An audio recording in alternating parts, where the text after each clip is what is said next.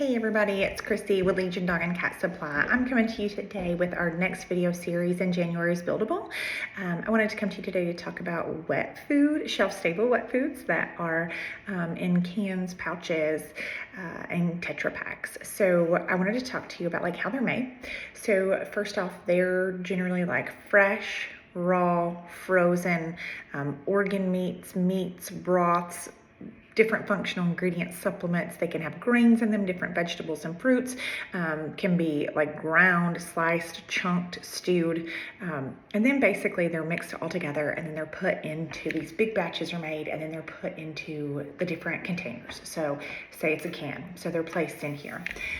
Once they're in here, they're sealed airtight, similar to how my grandmother and my mother always canned green beans. It's a very similar process. So they're put in there, and then they are put into a large pressure cooker. It's called retort cooking, and a lot of these ingredients are raw.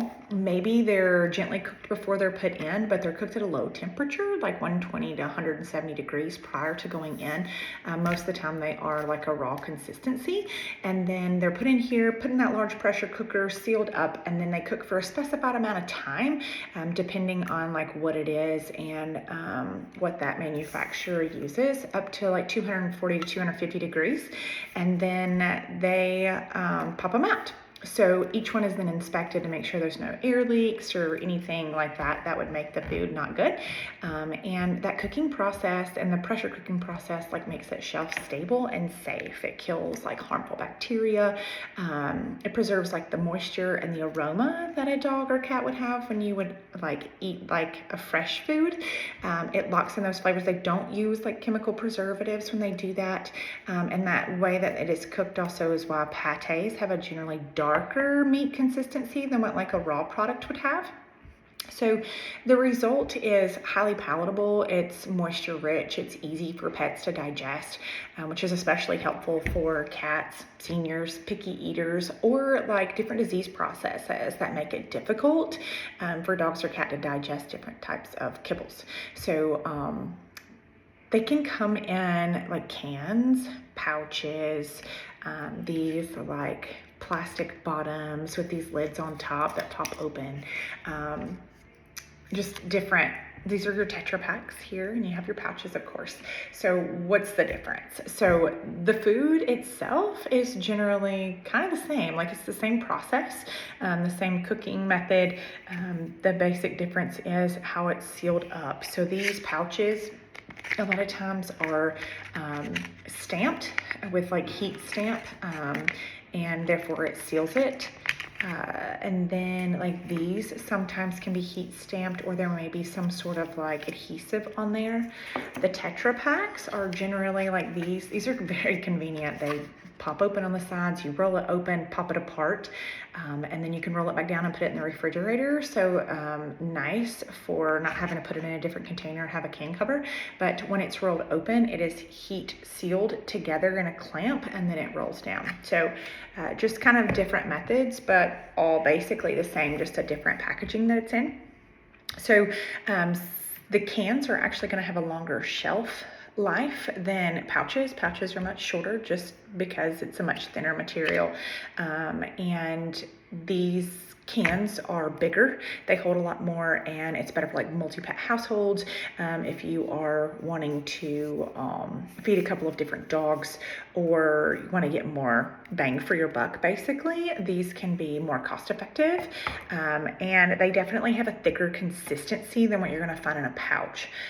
Pouch food can have softer textures. They can have more hydration. There'll be shreds or stews. They're easier to portion out and serve. They're great for travel, for toppers, rotational feeding. You can get them in variety packs, and they come in different sizes. So it just kind of fits your lifestyle and your pet. So that's nice to have those options.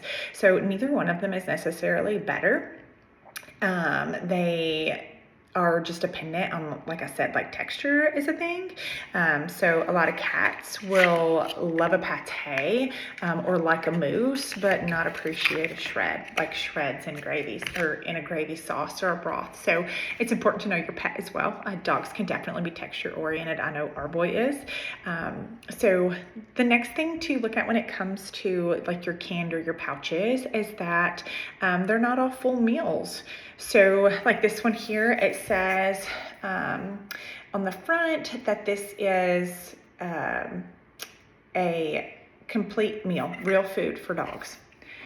This one right here says that it is a tasty meal topper for cats.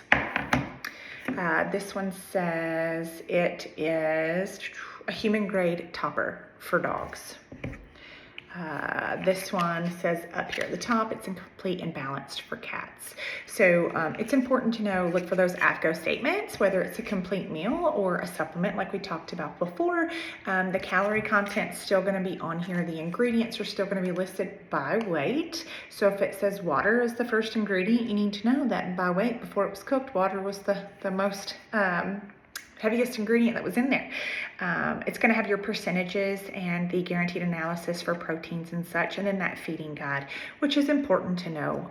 Some people may over or underfeed their pets on cans and know that different proteins are going to be different can or feeding amounts. So making sure you know those measurements for sure. So basically, like supplemental foods, they're not bad.